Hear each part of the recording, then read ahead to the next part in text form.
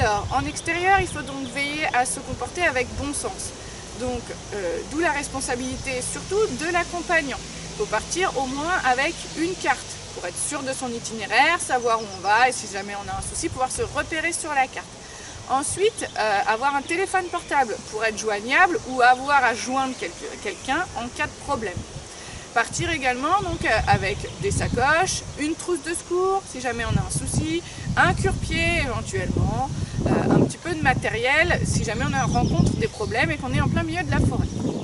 Il faut savoir aussi donc adapter son itinéraire en fonction de la météo. S'il s'agit d'un jour de canicule, dans ce cas-là, prévoir de partir plutôt tôt le matin, de faire une pause l'après-midi et de revenir le soir lorsqu'il fait un peu plus frais. Il faut aussi bien sûr avoir une tenue adaptée. Donc, toujours un casque et porter des chaussures, soit des chaussures donc à talons, des bottes, des boots, ou alors si éventuellement on part avec des chaussures type basket, avoir des étriers de sécurité pour être sûr qu'en cas de problème, on ne reste pas le pied coincé dans l'étrier.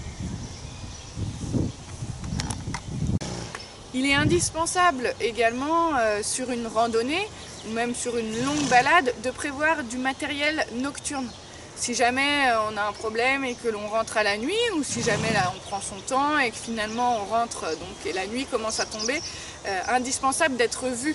Donc un gilet jaune, notamment pour les passages de route, et une lampe frontale pour justement pouvoir s'éclairer et voir où on va.